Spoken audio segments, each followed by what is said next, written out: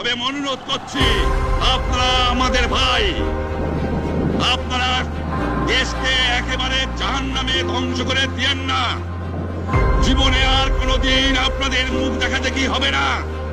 যদিও আমরা শান্তিপূর্ণভাবে আমাদের ফয়সলা করতে পারি, তাহলে অন্তপক্ষে ভাই ভাই হিসেবে বাস করার সম্ভাবনা আছে।